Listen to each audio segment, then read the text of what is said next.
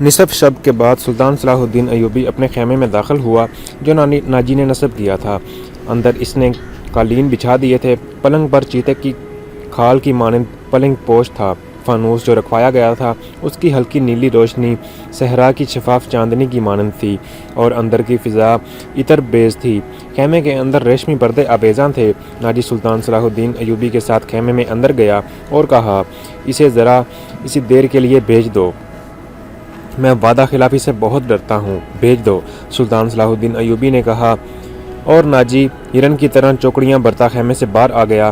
تھوڑا ہی وقت گزرا تھا کہ سلطان صلاح الدین ایوبی کے محافظوں نے ایک رقاصہ کو اس کے خیمے کی طرف آتے دیکھا۔ خیمے کے ہر طرف مشعلیں روشن تھیں۔ یہ انتظام علی بن سفیان نے کرایا تھا کہ رات کے وقت محافظ گرو پیش میں اچھی طرح دیکھ سکے۔ رقاصہ قریب آئی تو انہوں نے اسے پہچان لیا۔ انہوں نے اسے رقص کرتے میں دیکھا تھا۔ یہ وہی لڑکی تھی جو ٹوکرے میں سے نکلی تھی۔ وہ زکوئی تھی۔ وہ رقص میں لباس میں تھی۔ یہ لباس توبہ شکن تھا۔ محافظوں کے کمانڈروں نے اسے روک لیا۔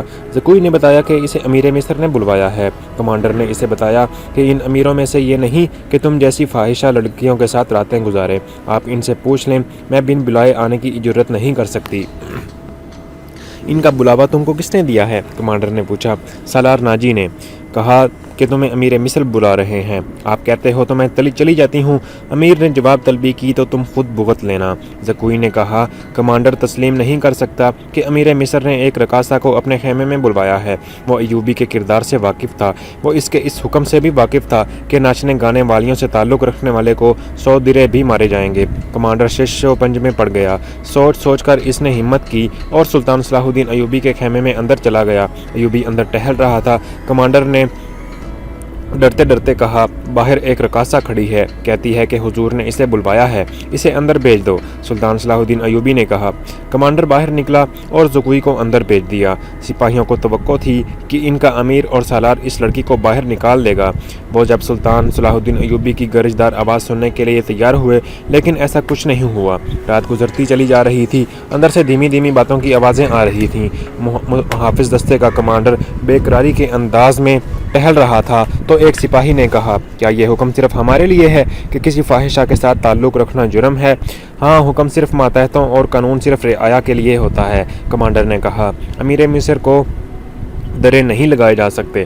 بادشاہوں کا کوئی کردار نہیں ہوتا۔ سلطان صلاح الدین ایوبی شراب بھی پیتا ہوگا۔ ہم پر جھوٹی پارسائی کا روب جمایا جاتا ہے، کمانڈر نے کہا۔ ان کی نگاہوں میں سلطان صلاح الدین ایوبی کا جو بت تھا وہ ٹوٹ گیا تھا۔ اس بت میں ایک عربی شہزادہ نکلا جو عیاش تھا، پارسائی کے پردے میں گناہوں کا مرتکب ہو رہا تھا۔ ناجی بہت خوش تھا۔ سلطان صلاح الدین ایوبی کی خوشنودی کے لیے اس نے شراب سونگھی بھی نہیں تھی۔ وہ اپنے خیمے میں بیٹھا مسرت سے جھوم رہا تھا۔ اس کے سامنے اس کا نائب سالار اور روش بیٹھا ہوا تھا۔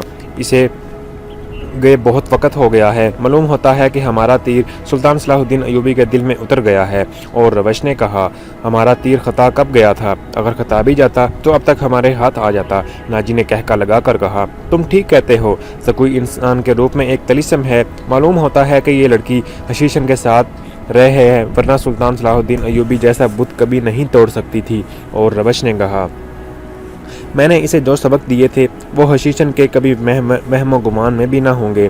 اب سلطان صلاح الدین ایوبی کے حلق سے شراب اترانی بہت ایزی ہوگی، ناجی نے کہا۔ ناجی کو باہر آہٹ سنائی دی۔ ناجی نے دور سے سلطان صلاح الدین ایوبی کے خیمے کی طرف دیکھا۔ پردے گرے ہوئے تھے اور سپاہی کھڑے تھے۔ اس نے اندر جا کر اور روش سے کہا، اب میں یقین سے کہہ سکتا ہوں کہ میری زکوئی نے بت توڑ ڈالا ہے۔ رات کا آخری پہر تھا جب زکوئی سلطان صلاح الدین کے خیمے سے باہر نکلی۔ ناجی کے خیمے میں جانے کی بجائے وہ دوسری طرف چلی گئی۔ راستے میں ایک آدمی کھڑا تھا جو سر سے پاؤں تک ایک ہی لبادے میں چھپا ہوا تھا۔ اس نے دھیمی سی آواز میں زکوئی کو پکارا۔ وہ اس آدمی کے پاس چلی گئی۔ وہ اس کو خیمے میں لے گیا۔ بہت دیر کے بعد وہ اس خیمے سے نکلی اور ناجی کے خیمے میں رہ گیا۔ ناجی اس وقت تک جاگ رہا تھا اور کئی بار سلطان صلاح الدین ایوبی کے خیمے کی طرف باہر نکل کر دیکھ چکا تھا کہ زکوئی سلطان صلاح الدین ایوبی کو پھانس لیا ہے اور اسے آسمان کی بلندیوں سے گھسیٹ کر ناجی کی پسند ذہنیت میں سے لے آئی۔ اور روش رات بہت ہوئی ہے، وہ ابھی تک واپس نہیں آئی۔ ناجی نے کہا، اب وہ آئے گی، ایسے ہیرے کو کوئی شہزادہ واپس نہیں کر سکتا، اسے اپنے ساتھ لے جائے گا، کیا تم نے اس پر غور کیا ہے؟ اوروش نے کہا، نہیں، میں نے اپنی چال کا یہ پہلو تو سوچا ہی نہیں تھا۔ ناجی نے جواب دیا، کیا یہ نہیں ہو سکتا کہ امیر مصر زکوئی کے ساتھ شادی کر لیں؟ اس صورت میں لڑکی ہمارے کام کی نہیں رہے گی۔ اوروش نے کہا، وہ تو ہوشیار ہے، مگر رقاصہ کا کیا بھروسہ؟ وہ رقاصہ کی بیٹی ہے اور تجربے کار بھی، دھوکہ بھی دے سکتی ہے۔ ناجی نے کہا۔ وہ گہری سوچ میں تھا کہ زکوئی خیمے میں داخل ہوئی۔ اس نے ہنس کر کہا، اپنے امیر مصر کا وزن کرو، لاؤ اتنا سونا، آپ نے میرا یہی انعام مقرر کیا تھا نا؟ پہلے بتاؤ ہوا کیا ہے؟ ناجی نے بے قراری سے کہا، آپ جو چاہتے تھے۔ آپ کو یہ کس نے بتایا کہ سلطان صلاح الدین پتھر ہے، فولاد ہے، وہ مسلمانوں کا اللہ کا سایہ ہے؟ اس نے زمین پر پاؤں کا ٹھڈا مار کر کہا کہ وہ اس ریت سے زیادہ بے بس ہے جس کو ہوا کے جھونکے اڑاتے پھرتے ہیں۔ زکوئی نے کہا، یہ تمہارے حسن کا جادو اور زبان کی طلیسم نے اسے ریت بنا دیا، ورنہ یہ کمبخت چٹان ہے۔ اوروش نے کہا، ہاں چٹان تھا، لیکن کبھی اب ریت کا ٹیلا بھی نہیں۔ زکوئی نے کہا، میرے متعلق کوئی بات ہوئی ہے؟ ناجی نے کہا، ہاں، پوچھ رہا تھا کہ ناجی کیسا انسان ہے۔ میں نے کہا، مصر میں اگر آپ کو کسی پر بھروسہ کرنا چاہیے تو وہ ناجی ہے۔ اس نے کہا کہ تم کس طرح ناجی کو جانتی ہو؟ میں نے کہا، وہ میرے باپ کے گہرے دوست ہیں، ہمارے گھر گئے تھے اور کہہ رہے تھے کہ میں سلطان صلاح الدین ایوبی کا غلام ہوں، مجھے سمندر میں کودنے کا حکم دیں گے تو میں کود جاؤں گا۔ پھر اس نے مجھے پوچھا کہ تم باعصمت لڑکی ہو۔ میں نے کہا، میں آپ کی لونڈی ہوں، آپ کا ہر حکم سر آنکھوں پر۔ کہنے لگا کہ کچھ دیر میرے پاس بیٹھو۔ میں بیٹھ گئی، پھر وہ اگر پتھر تھا تو موم ہو گیا اور میں نے موم کو اپنے سانچے میں ڈال لیا۔ اس سے رخصت ہونے لگی تو اس نے مجھ سے معافی مانگی، کہنے لگا، میں نے زندگی میں پہلا گناہ کیا ہے۔ میں نے کہا، یہ گناہ نہیں، آپ نے میرے ساتھ کوئی دھوکہ نہیں کیا، زبردستی نہیں کی، مجھے بادشاہ کی طرح حکم دے کر نہیں بلوایا، میں خود آئی تھی اور پھر بھی آؤں گی۔ زکوئی نے ہر بات اس طرح کھل کر سنائی جس طرح اس کا جسم عریاں تھا۔ ناجی نے جوش مسرت سے اپنے بازو میں لیا اور روش زکوئی کو خراج تحسین اور ناجی کو مبارکباد دے کر خیمے سے نکل گیا۔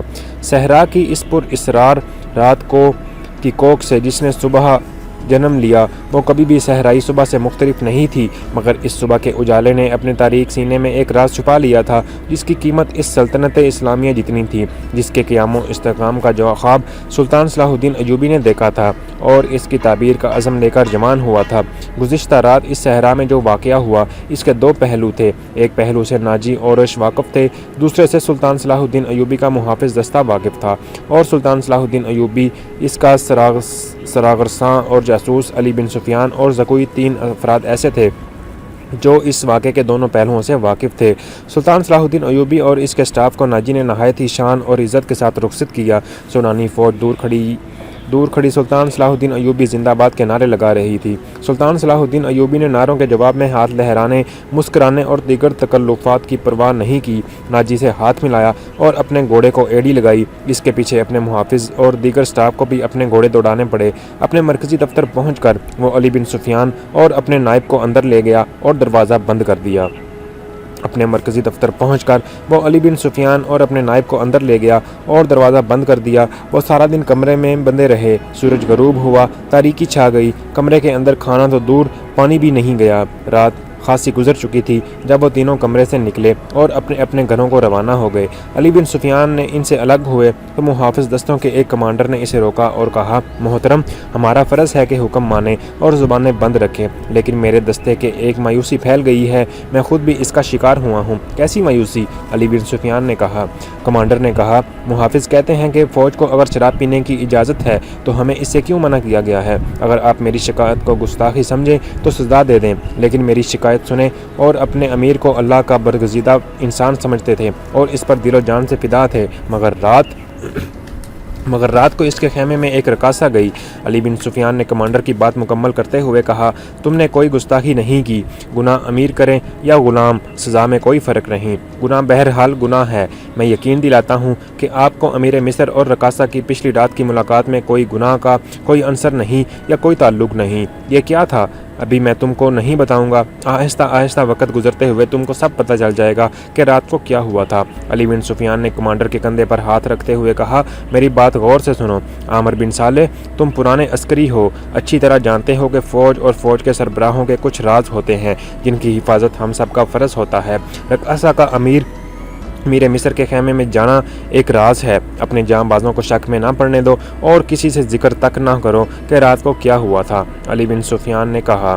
یہ کمانڈر پرانا تھا اور علی بن سفیان کی قابلیت سے آگاہ تھا، سو اس نے اپنے دستے کے تمام شکوک رفع کیے۔ اگلے روز سلطان صلاح الدین ایوبی دوپہر کا کھانا کھا رہے تھے کہ سلطان صلاح الدین ایوبی کو اطلاع دی گئی کہ ناجی آئے ہیں۔ سلطان صلاح الدین ایوبی کھانے سے فارغ ہو کر ناجی سے ملے۔ ناجی کا چہرہ بتا رہا تھا کہ غصہ میں ہے اور گھبرایا ہوا ہے۔ اس نے ہلکاتے ہوئے لہجے میں کہا، قابل صدر احترام امیر مصر، کیا یہ حکم آپ نے ہی جاری کیا ہے کہ سوڈانی فوج کی 50,000 نفری مصر کی اس فوج میں مدغم کر دی جائے جو حال ہی میں تیار ہوئی ہے؟ ہاں ناجی، میں نے کل سارا دن اور رات کا کچھ حصہ صرف کر کے اور بڑی گہرے سوچ و بچار کے بعد یہ فیصلہ تحریر کیا ہے کہ جس فوج کے تم سالار ہو اسے مصر کی فوج میں اس طرح مدغم کر دیا جائے کہ ہر دستے میں سوڈانیوں کی نفری صرف 10% ہو، اور تمہیں یہ بھی حکم مل چکا ہوگا کہ اب تم اس فوج کے سالار نہیں ہوگے اور تم فوج کے مرکزی دفتر میں آ جاؤ گے۔ سلطان صلاح الدین ایوبی نے تحمل سے جواب دیا، عالی مقام، مجھے کس جرم کی سزا دی جا رہی ہے؟ ناجی نے کہا، اگر تمہیں یہ فیصلہ پسند نہیں تو فوج سے الگ ہو جاؤ۔ سلطان صلاح الدین ایوبی نے کہا، معلوم ہوتا ہے میرے خلاف سازش کر دی گئی ہے، آپ کو بلند دماغ اور گہری نظر سے چھان بین کرنی چاہیے۔ مرکز میں میرے بہت سے دشمن ہیں، ناجی نے کہا۔ میرے دوست، میں نے یہ فیصلہ صرف اس لیے کیا کہ میری انتظامیہ اور فوج سے سازشوں کا خطرہ ہمیشہ کے لیے نکل جائے، اور میں نے یہ فیصلہ اس لیے کیا ہے کہ کسی کا عہدہ کتنا ہی کیوں نہ بلند ہو، کتنا ہی ادنا کیوں نہ ہو، وہ شراب پیے نہ، ہلڑ بازی نہ کریں اور فوجی جشنوں میں ناچ گانے نہ ہوں۔ صلاح الدین ایوبی نے کہا، لیکن عالی جاں، میں تو حضور سے اجازت لی تھی۔ ناجی نے کہا، میں نے شراب اور ناچ گانے کی اجازت صرف اس لیے دی تھی کہ اس فوج کی اصل حالت میں دیکھ سکوں۔ جب تم ملت اسلامیہ کا فوج کہتے ہو، میں نے 50,000 نفری کو برطرف نہیں کر سکتا۔ مصری فوج میں اس کو مدغم کر کے اس کے کردار کو سدھار لوں گا، اور یہ بھی سن لو کہ ہم میں کوئی مصری، سوڈانی، شامی، اجمی نہیں ہے، ہم سب مسلمان ہیں اور ہمارا ایجنڈا اور مذہب ایک ہے۔ دوستو، اگر آپ چینل پر نئے ہیں اور کون کیا ہے چینل سبسکرائب نہیں کیا تو چینل سبسکرائب کر لیں اور بیل آئیکن پریس کر لیں تاکہ آپ کو مزید ویڈیوز ملتی رہیں۔